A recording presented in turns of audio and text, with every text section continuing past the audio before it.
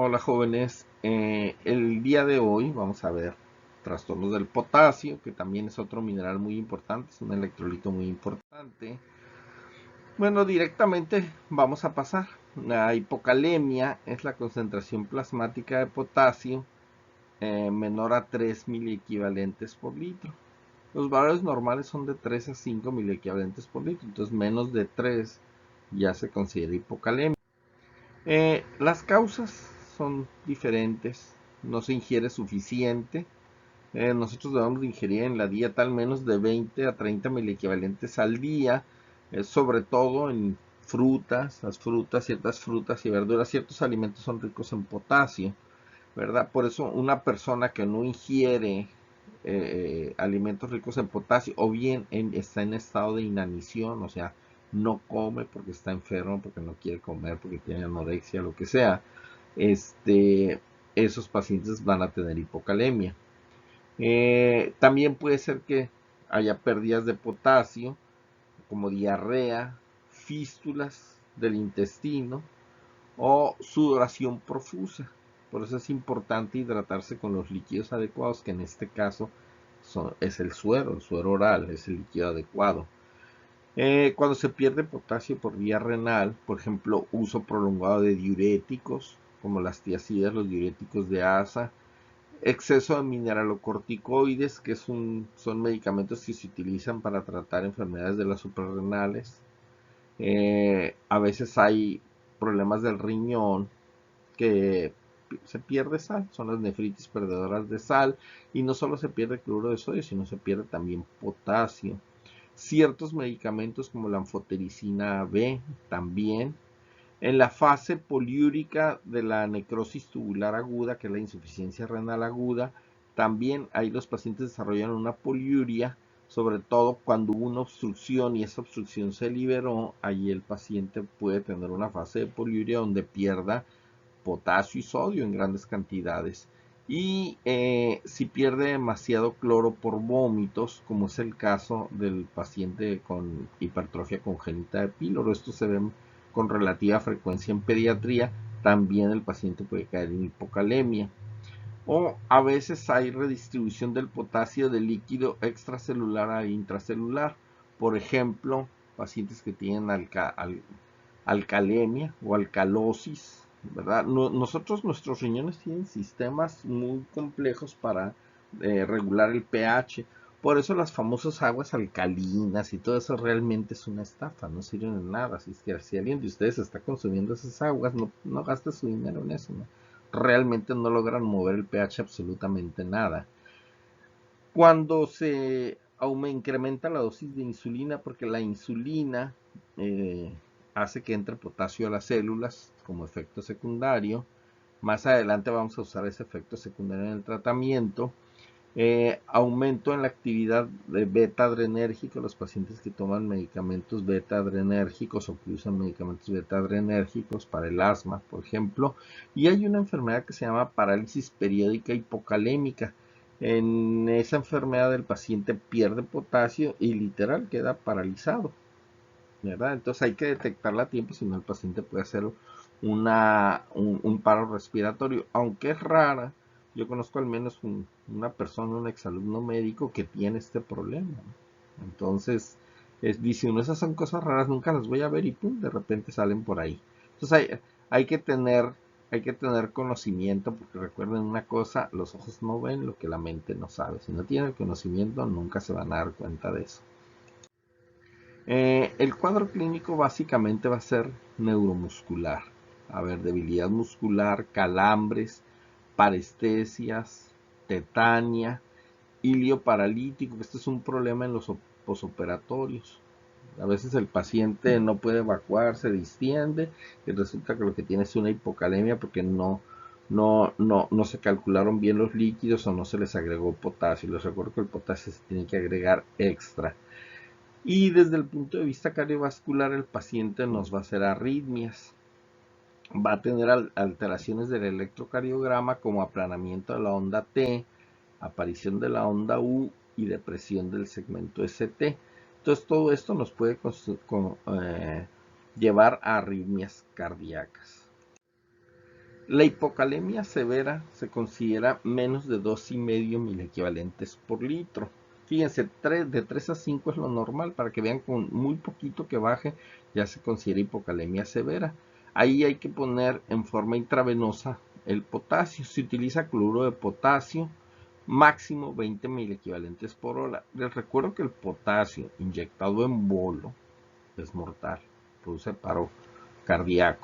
Entonces tiene que diluir los 20,000 equivalentes, que serían 4 ampolletas, en 100 mililitros de solución fisiológica. Se pone en Metricet y se pasa en 1 hora los 100 mililitros.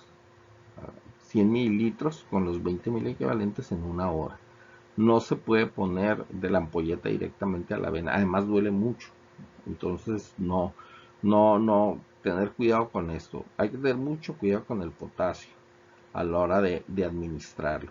No se puede, entre más diluido mejor, solamente que hay que ver el volumen en que se diluye, al menos 100 mililitros. La hipocalemia moderada, que es de 2,5 a 3, o leve de 3 a 3,5, hay que dar potasio por vía oral, 20 a 40 milequivalentes por dosis. Hay tabletas de cloruro de potasio, citrato de potasio o gluconato de potasio. Es preferible porque la absorción es más lenta y realmente el intestino nada más va a absorber lo que se necesite.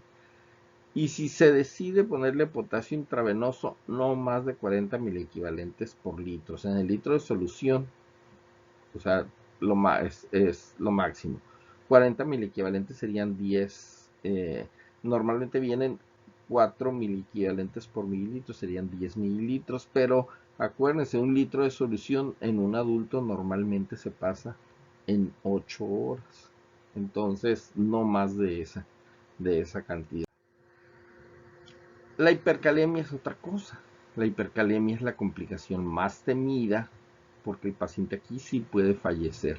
Y otra vez recordemos, los valores normales de potasio son de 3 a 5, con 5,5 ya consideramos que el paciente tiene hipercalemia, pero el peligro va a aparecer a partir de los 8 miliequivalentes por litro.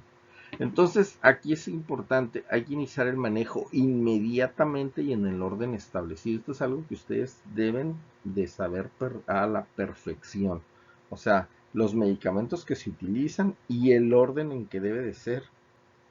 Estás un día en piso, te llegan los exámenes de laboratorio, tú te das cuenta que el paciente tiene 8,5 de potasio y en ese momento, ¿no? Al mismo tiempo que le estás hablando al médico para avisarle, ya estás preparando todo. Porque qué tal que el médico está en una cirugía, está atorado en un embotellamiento, lo que sea, no puede llegar. Pues a ti te va a tocar atender a este paciente y lo que vas a hacer le va a salvar la vida. Entonces, vamos a ver cómo es ese tratamiento ahorita más adelante. ¿Cuáles pueden ser las causas de hipercalemia? Puede haber pseudohipercalemia, por ejemplo, que sí aumenta, pero no hay ninguna otra alteración. Pacientes que tuvieron hemólisis masivas, a lo mejor una transfusión que le hizo reacción, pacientes con trombocitosis, aumento de plaquetas, leucocitos muy elevados o un torniquete muy prolongado al momento de sacar la sangre. Realmente cada célula que se muere libera potasio. Si dura mucho tiempo ligado, te va a salir ficticiamente elevado el potasio porque no va a ser en ese pedacito del cuerpo donde pusiste el torniquete. Pero bueno, por eso se llama pseudohipercalemia. Esta es una cuestión transitoria, no se trata normalmente. Una carga aumentada de potasio, ya sea oral o endovenosa, y esto puede ser iatrogenia. Así es que hay que tener cuidado con nuestros cálculos, mucho cuidado. Si el paciente cae en insuficiencia renal y no excreta potasio, pues se va a elevar, va a producir hipercalemia. De hecho, es una de las indicaciones de meter al paciente a diálisis. Paciente con insuficiencia renal que empieza a desarrollar hipercalemia, hay que dializarlo ya, a la brevedad. Que esté deshidratado, esa es la disminución del volumen circulante efectivo. Que tenga un problema como hiporaldosteronismo, por ejemplo en la enfermedad de Addison se pierde la aldosterona, pues una destrucción de las suprarrenales, uso de ciertos medicamentos como el captopril, la heparina, o bien diuréticos ahorradores de potasio. Esos son los tres, lo vimos con los diuréticos, la espironolactona, el triamtereno, la amiloride. Entonces hay que ver si el paciente los está tomando y eso puede hacer que esté elevándose el potasio. En este caso lo único que hay que hacer es suspender estos y probablemente en forma temporal dar otro tipo de diuréticos, más no este tipo. Y otro es que se redistribuye el potasio del espacio intracelular al extracelular, o sea que salga de las células al exterior. La causa más común pues es la muerte de las células. ¿En qué caso sucede una muerte masiva? Pues en acidosis metabólico, pacientes diabéticos, uso de beta bloqueadores, eh, ejercicio muy intenso, como el caso de un maratón, sobre todo si está haciendo mucho calor, catabolismo tisular, por ejemplo, ahorita los pacientes graves de COVID pues están en una situación de catabolismo tisular muy intensa, ¿verdad? Y eso viene a agravar su condición. Sobredosis de digoxina, son los digitálicos, son los medicamentos para el corazón. O igual hay una parálisis periódica, pero también esta es hipercalémica, la vimos hace rato y era hipocalémica. El cuadro clínico también va a ser neuromuscular. El paciente va a empezar con parestesias, debilidad muscular.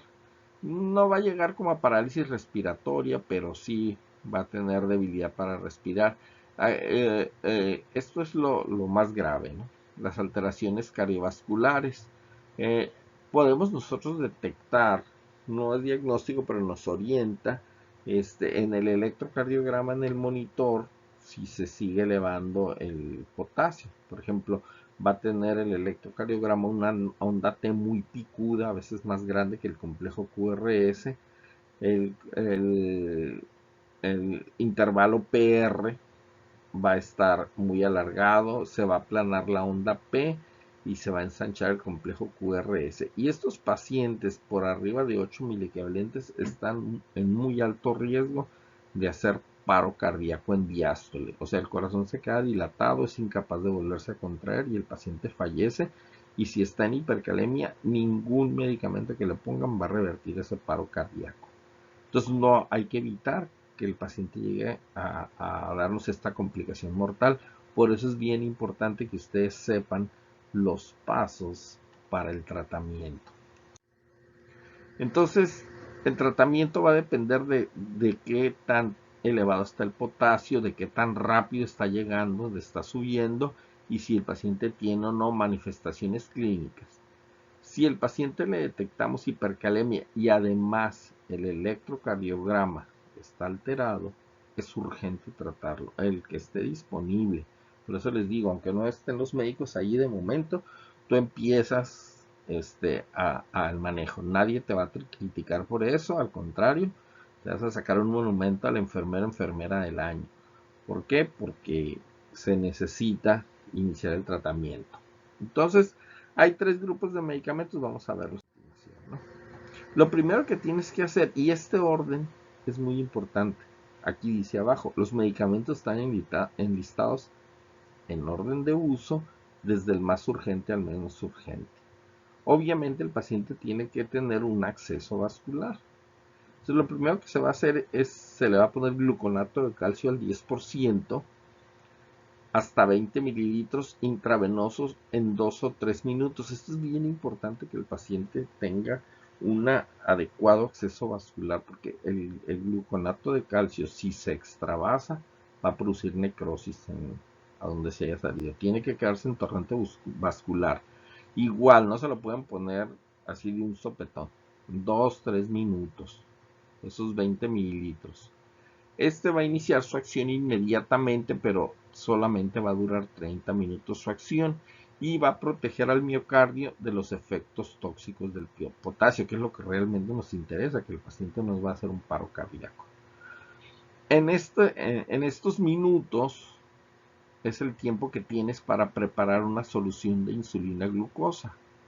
Entonces, en una dextrosa al 50% de 50 mililitros le vas a agregar 10 unidades de insulina regular y vas a pasarle hasta en media hora, ¿verdad? Y esto va a hacer efecto en media hora son los 30 minutos que tenías aquí, y va a durar su efecto 2 a 6 horas. Lo que va a hacer esa solución de insulina glucosa es introducir el potasio del espacio intravascular al espacio intracelular. O sea, la insulina mete glucosa y la glucosa se trae jalando al potasio y lo vuelve a meter a las células. Entonces eso hace que disminuya el potasio sérico. En tercer, ya te dio aquí 2 a 6 horas. A continuación lo vas a nebulizar con salbutamol. No sirve el que es inhalador, sino hay que ponerse un nebulizador y se van a poner de 10 a 20 miligramos nebulizados en 10 minutos. Va a iniciar su acción esta medida entre 15 a 30 minutos y va a durar 2 o 3 horas. O sea, ya tenemos aquí una buena cantidad de horas. El salbutamol introduce el potasio al espacio intracelular, básicamente lo mismo que hace la solución insulina glucosa. De hecho, se va a adicionar al efecto de la insulina. Si el paciente tiene función renal intacta, sus riñones están funcionando, no tiene insuficiencia renal, se le puede poner furosemide de 20 a 40 miligramos intravenoso si hay deshidratación. Y se le puede poner la solución fisiológica si hay deshidratación. Va a iniciar su acción entre 15 a 60 minutos y nos va a dar 4 horas de ganancia, porque va a aumentar la excreción renal de potasio. Pero este medicamento solo va a funcionar si los riñones del paciente están intactos, quiere decir que están funcionando adecuadamente. Y por último, las resinas de intercambio iónico. Es que se llama cayexalato. Es un polvo que se diluye en agua, se le pone un enema, en enema de 50 gramos, se diluye, hay que seguir las instrucciones que trae ahí la cajita. Se le pone el enema al paciente y va a iniciar su acción en 1 a 2 horas. Y su efecto va a durar 4 a 6 horas, pero va a extraer el potasio del intestino intercambiándolo por sodio. Por eso se llaman resinas de intercambio iónico. O sea, jala potasio hacia las heces, pero entra sodio, ¿verdad? Para esto hay que ver cuál es la patología que tiene el paciente, tratar de corregirla, por qué llegó ese momento, y si es algo que no se puede corregir, pues hay que dializar al paciente, no hay de otro, ¿verdad? Entonces, si hay hipercalemia, pero el paciente no tiene manifestaciones clínicas, se le puede poner el enema de cayexalato, que es más lento, pero poco a poco va sacando potasio, lo va sacando lentamente. Pero si hay hipercalemia con manifestaciones electrocardiográficas, hay que usar el tratamiento que vimos en la tabla previa. Si el paciente no tiene respuesta a nuestras maniobras, diálisis de urgencia, si no va a ser un paro cardíaco. Y bueno, nos vemos en la sesión de preguntas y respuestas.